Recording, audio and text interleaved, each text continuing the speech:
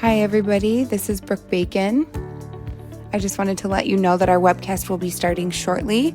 We are just going to give you a brief overview of GSI while you wait. So who is GSI? GSI is a full-service consulting and managed services organization with deep application and industry knowledge. This deep knowledge allows us to develop advanced AI and automation that delivers cutting-edge intelligence. This unmatched intelligence is what enables our clients to thrive and not just survive. So why partner with GSI? GSI is a full-service ERP, SaaS, cloud, ITSM, cybersecurity reseller, consulting, and managed services organization. We have industry, application, and technical certifications, and we not only understand the business system you are utilizing, but most importantly, the industry. Advanced AI and automation are used in all of our products and services to help our clients reduce TCO and increase ROI. We have offices nationwide and partners worldwide, which allows us to offer a 24/7 global support model. And we are the only partner you will find in the industry that has a 100% guarantee on everything we do. Here are a few of the awards and accreditations and certifications we have received. Our mission is to make every customer a client. To accomplish this mission, we create a culture that attracts and retains the most creative, energetic, and experienced professionals. Here are some of the products that we have developed to help our clients thrive. Genius AI is a platform designed to support the development and execution of customized modules for system monitoring, application monitoring, AI, and automation. Modules can be developed and executed for almost any business system. Our clients use Genesis Performance Optimizer to model, measure, and maximize system performance for all of their web-based business systems. Genome is our newest product that will detect, analyze, and automate the process of converting customizations into orchestrations. Rapid Reconciler is our tool that reconciles perpetual, in-transit, and received not vouchered inventory. Rapid Approval is an application for quickly processing workflow approval requests in Salesforce.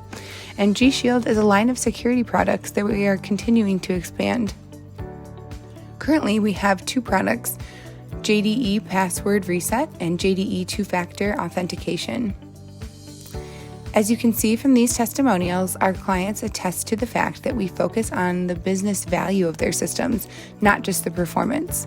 This business value focus allows our clients to transform antiquated systems of record into market share expansion machines. Great. So first off, just to introduce myself, I'm the Director of App Care at GSI. I worked with the Advanced Technology Group at JD Edwards / PeopleSoft Oracle for 12 years. And then for the last 11 years, I've been with Oracle Platinum Partners, ranging in a number of different capacities from CNC manager, ops manager, director, so a number of different roles. But during all of that time, really been hands-on technology in working with the JD Edwards program. So when you think about the different releases, just to kind of sum it up, I started with 7.3.3.2 and have worked through all the different releases in pretty much a hands-on capacity through all the years. So I wanted to go today a couple of different things I want to kind of talk through today as it relates to the virtual batch queues. And you know, when you talk about batch queues and you talk about what they are and what they do and kind of how they started and changes that have occurred to them, you know, when you think about the batch queues themselves, a lot has not changed until this virtual batch queue came into place.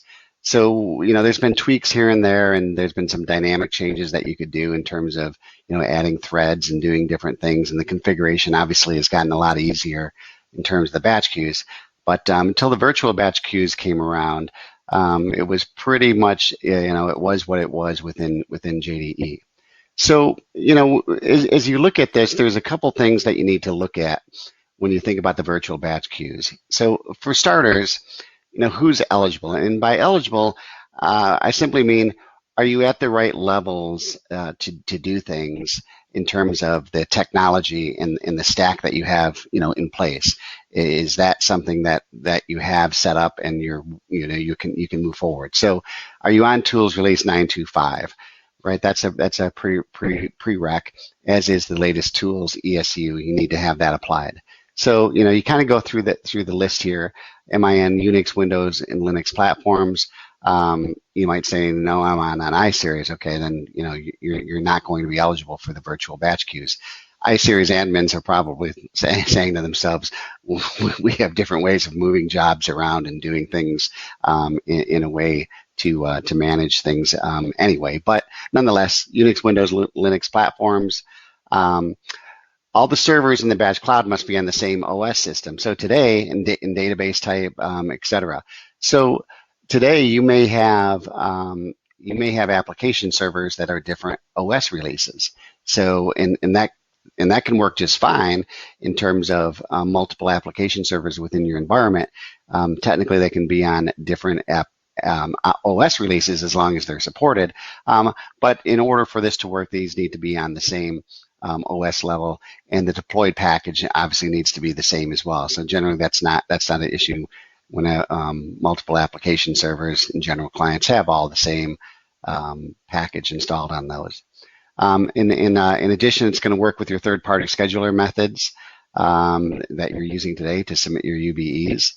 The print queues are pretty much set up the same in terms of some of the naming conventions, where there'll be some virtual things that we add in, but those will be the same. Your security servers have to be federated to accept the same tokens, and there's some unused columns with obsolete data that must be cleared, and that's just part of the setup. So that's not a big thing. So just kind of talking about the batch queues that you guys have in place today. Just want to take a quick poll and just kind of get a feel for what the multiple job queues that you have today, what those are used for. So I just launched a poll here that was published. So if you could kind of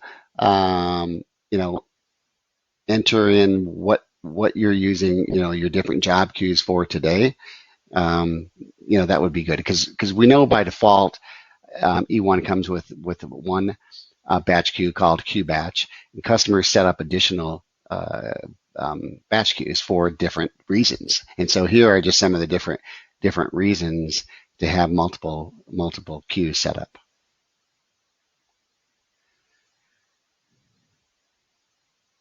Okay, so give it another 15 seconds. Okay, I'm going to end this poll.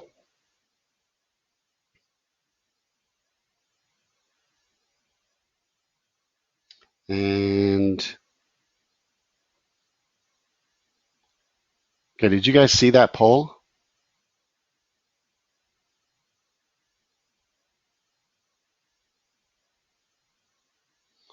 Okay.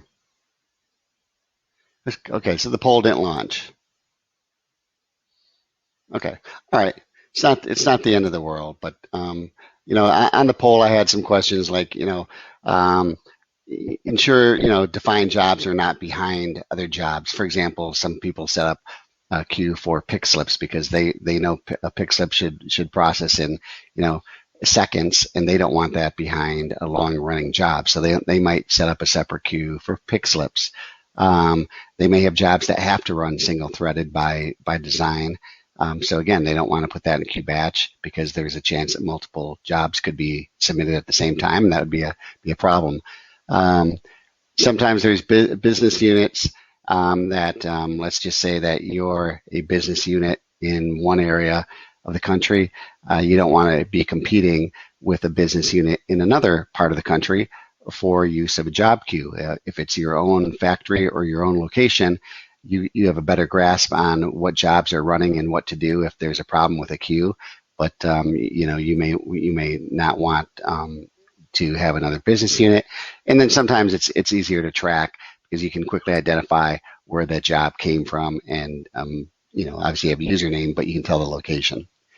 So I'm gonna kind of looking at that, that was just kind of a, kind of get an idea, because as you go into this virtual queue mode, you really have to understand the job queues and what you're trying to accomplish. So let's just say on the slide before, you determine that you're eligible and you meet all that criteria. Like, now what do I do, right? So the easiest thing to do for, us techies is to just go ahead and set it up and configure it, and now it's out there and it's running. The challenge with that is it accomplishing our goals from a business perspective? Because there's maintenance that's going to be involved with the virtual batch queue. So what are the issues that you're trying to resolve today? Understanding what are those issues, and again, is it jobs are backing up in queue? Is it who knows? It could be a number of different reasons, right? So will the virtual queues resolve those issues? So identifying what you're trying to resolve and determining whether the virtual queues are going to resolve that. And then what's the cost? So do you have additional hardware today, or is that something that you're going to have to go out and acquire? You're going to have to do an additional build and deployment. So again, if you're looking at adding multiple servers to your environment, that's some additional bills and deployments. Again, not a big deal, but there's a cost of doing that in terms of time and so forth, and then additional maintenance. So when you think about OS upgrades and patching and all those types of things, there's a little bit of a cost. So again, understanding that obviously you're eligible and you can do it is one, and two is should I be doing this? So what are batch queues? I've worked at a lot of different companies, and there's been a lot of different ways that people look at batch queues. So I try to explain to customers that batch queues are basically they're toll booths on a highway. So in JD Edwards, you basically configure the number of tolls and the number of lanes that you want open. So as you're going down that road, you may have 8 toll booths or 8 threads for queue batch. And what that means is 8 cars can go through there at any time. In JD Edwards, there's 8 jobs that can process at the exact same time in queue batch. So just like on a highway, if there's 8 cars in those toll booths and they're all paying their tolls, all the other cars are going to stack up behind them till they get their money out and they pay the person and they get their change back and all that type of thing. So however long that takes, you're going to have cars that are going to start stacking up behind that, because the thing is only 8 lanes wide. You may have another set of toll booths that are just for trucks. And here I just called it queue finance. And then you might have another toll booth that you want motorcycle traffic to go through there, and you don't want any cars or anything like that. So what's nice in JDE, you can change the configuration real time whenever you want based on the traffic. So in the example here that I just kind of go through, at any time, you can have 13 jobs running simultaneously using CPU and RAM. So you have 8 jobs running in queue batch, you have another 4 jobs, let's say, running in queue finance, and 1 job running, let's say, for MRP. Outside of that, all the other traffic, all the other jobs are just going to back up. You can only process 13 at a time, and that's going to be your hit on CPU and memory. So oftentimes, customers will say, well, I'm just going to add some more queues because I don't want to be backed up. Well, you can add more queues and you can let more jobs run, but now you might have 15, 20, 25 jobs running simultaneously against your CPU and memory. And so what that's going to do ultimately is slow down your system, or that job that used to run in 2 minutes now runs in 3 minutes, because you have 25 jobs running when the system was designed maybe to only run 13 at a time. So in JDE, what's kind of nice, and you can do this dynamically today, you can say, hey, wait, what if there's no cars on the highway today? I have 8 toll booths that are basically nobody's in them. Why can't I take advantage of that and let those finance jobs run over in those queues? And so you can dynamically change that toll booth layout. So on a Friday, let's say, you could say, hey, you know what? I'm going to have 9 lanes running for my trucks, and only 3 lanes running for my cars. And at the end of the day, I'm still going to have the same 12 or 13 jobs here running against the CPU and memory. And so I know that my system can handle that because we've sized it to run 13 jobs. So it's very important to understand what you have today and what that is and what that looks like, because all too often what I see is a number of batch queues just added to systems, and they're all single threaded. And in the end, you really have no control in terms of how many things are processing against the system. You know that only one job is processing in that single threaded queue, even though the job doesn't need to be single threaded. You have one job processing there. But in the end, if you have 50 single threaded queues, you have 50 jobs potentially that could run against the system at any time. And again, the system was sized for 13 jobs running simultaneously. So the goal is to make sure that you utilize the running of those jobs as efficiently as possible, and understanding why there's backups and so forth. So virtualization, what is virtual in technology? It basically lets you create IT services and resources that are not bound to the hardware. It allows you to use the machine's full capacity by distributing its capabilities among many users or environments. It's basically the same hardware, but you're using it a lot more efficiently. It's kind of like, when we talked about the batch queues, using those more efficiently of what you have today. So the first thing we kind of saw, and I think probably resonates with a lot of people, is virtual memory, page files. You can think back probably to the very beginning days of Windows, when they introduced some of this virtual memory in page files, so that you could run programs that took more memory than the physical RAM that you had, and use some virtual memory onto the disk.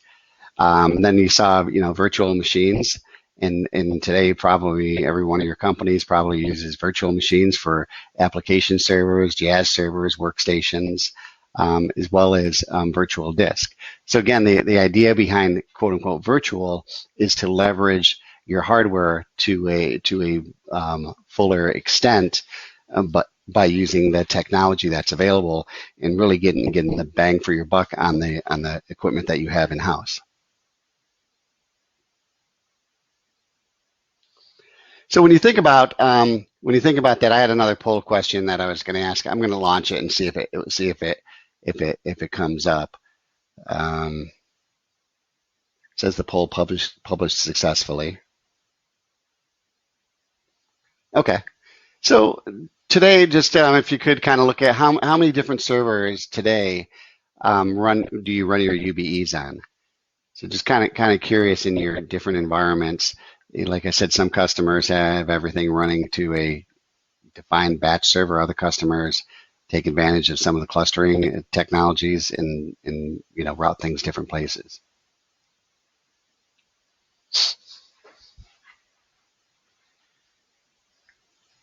Okay, so I'm going to end the poll here. Okay.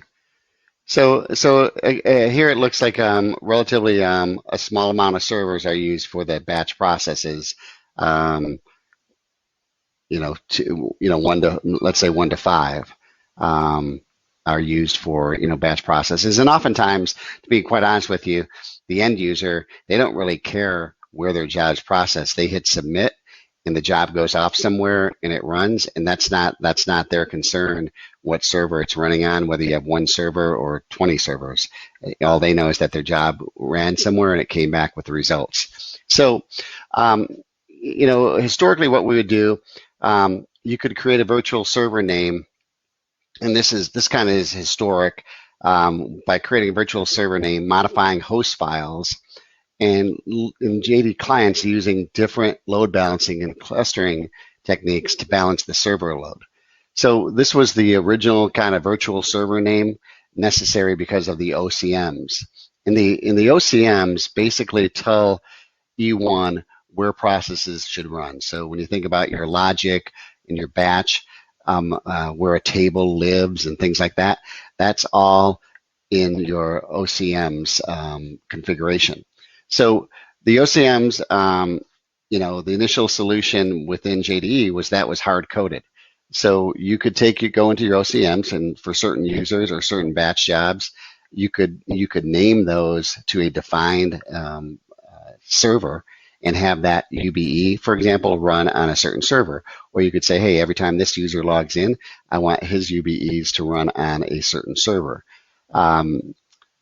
The challenge with that was you would always have a default server, and that would be hard coded. There would be a name of a server where your default UBEs would run.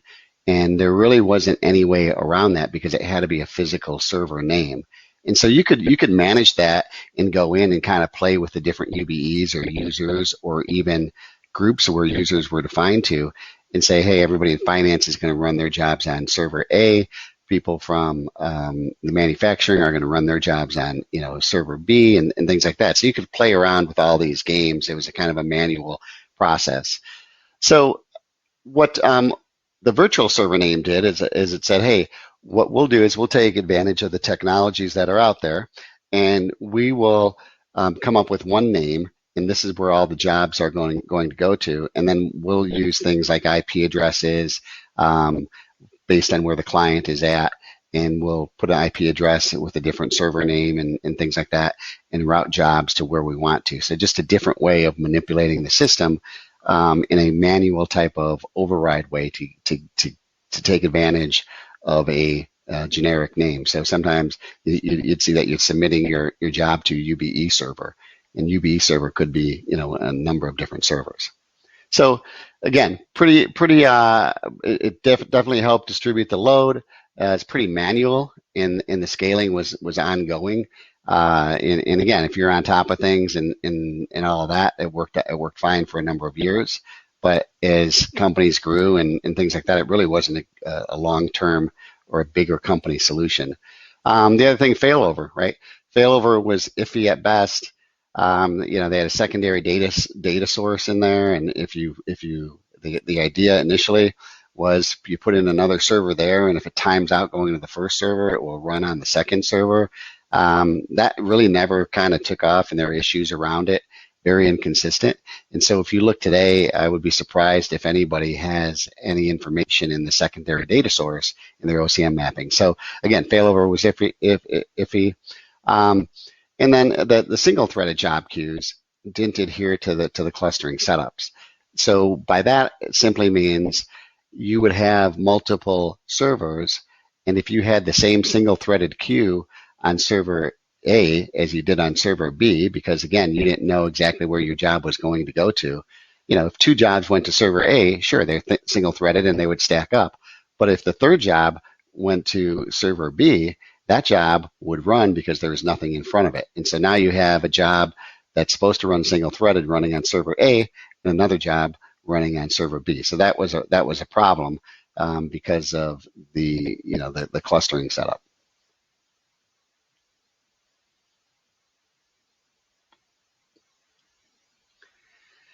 So virtual batch queue. So kind of why do we need this?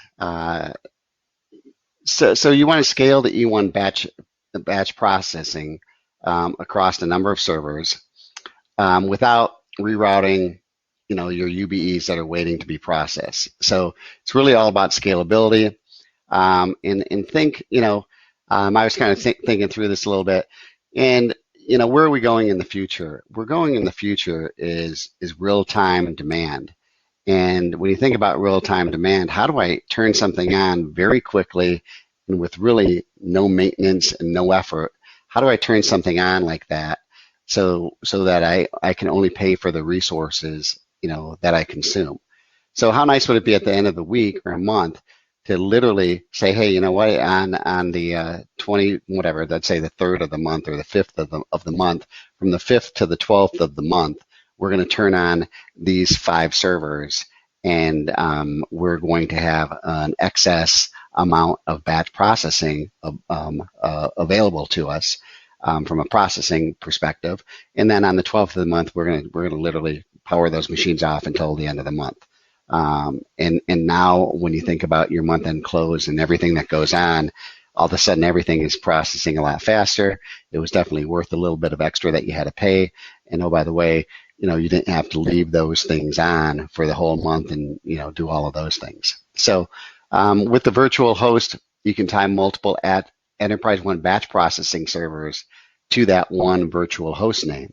And so again, when we think about powering those other machines on, if they all have the same virtual host name that they're tied to, jobs will be routed to those because the virtual host name is going to detect whether those machines are accepting jobs or not. And obviously when they're not powered on, they won't be accepting jobs.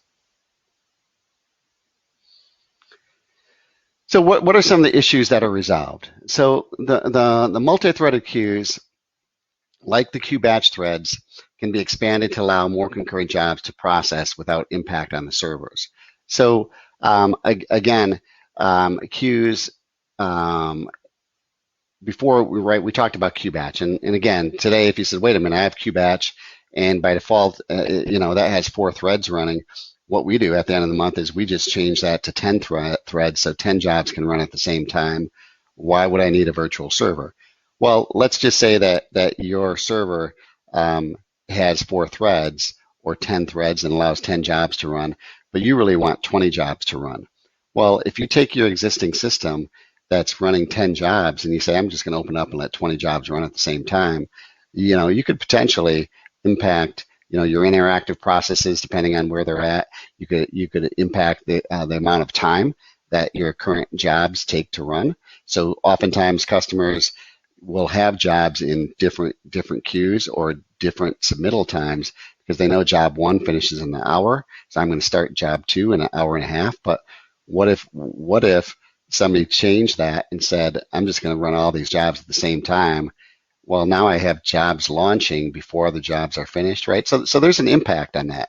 The other issue that's resolved, which I think is huge, is the single-threaded job integrity can be maintained across all of those servers. So before I mentioned when you submit jobs to multiple servers in a clustering way that we had, using virtual name, you couldn't really maintain that integrity.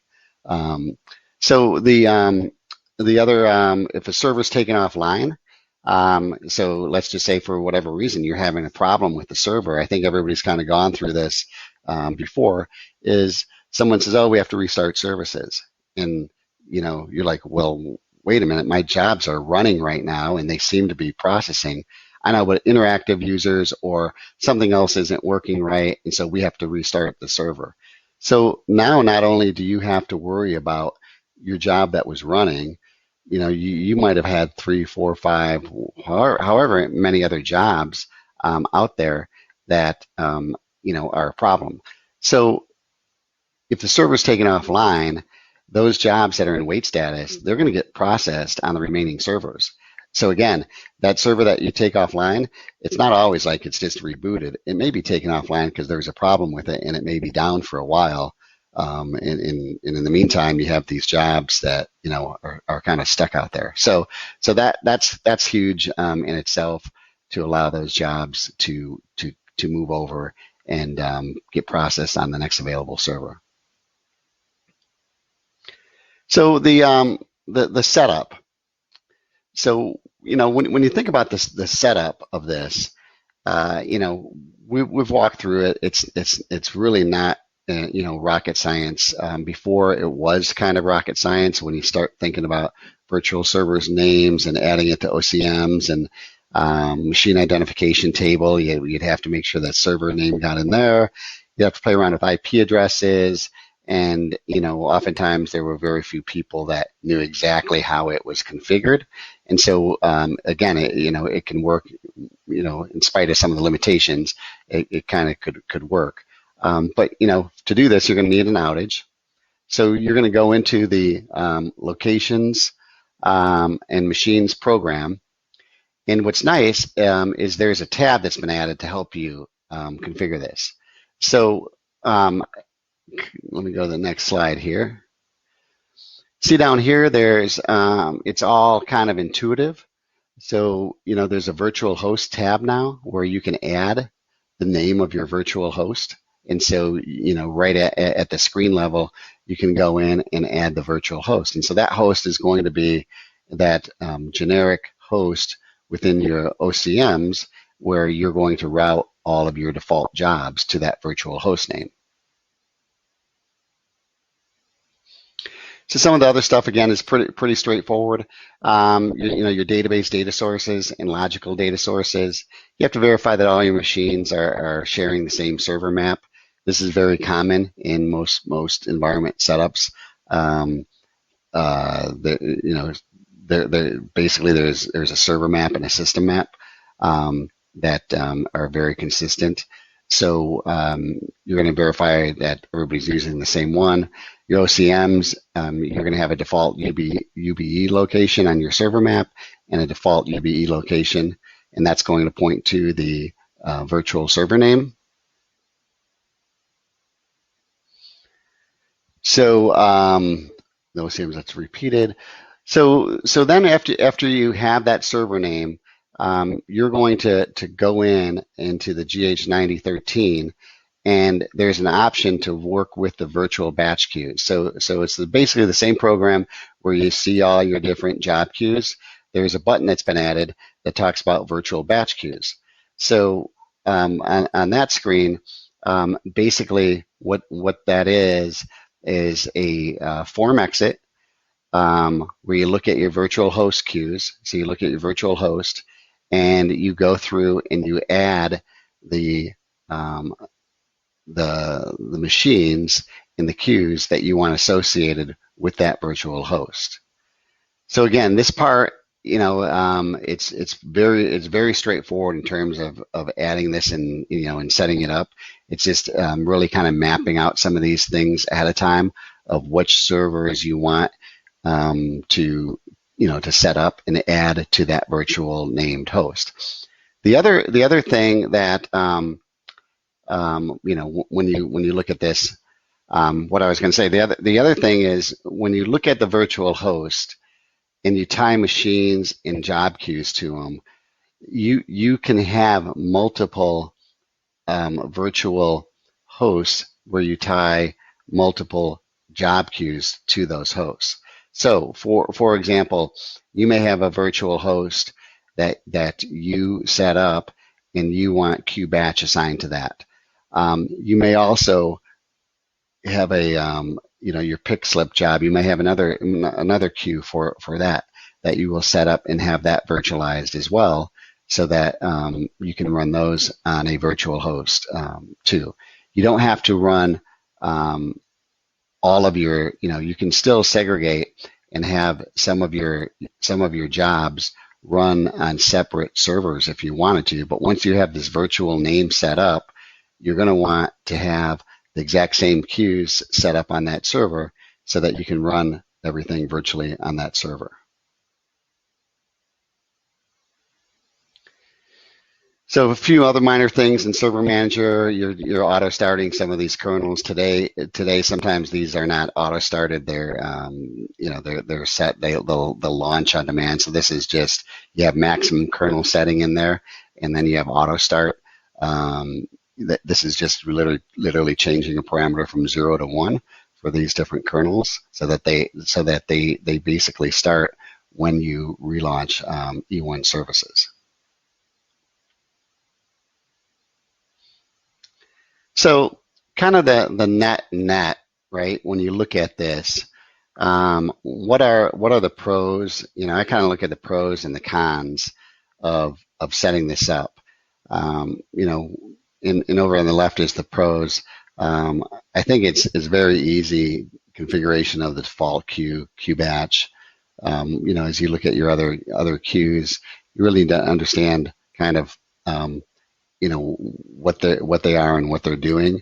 Like I said, I've worked for companies that have many job queues, and so that could get a little bit tedious. You might start looking at those queues and saying, wait, if I set up virtualization and I have all of these queues, do I really need all of these queues, especially if they're not single threaded? Because like I said, a lot of folks set up multiple job queues and they're not sure whether the job really needs to be single threaded or not.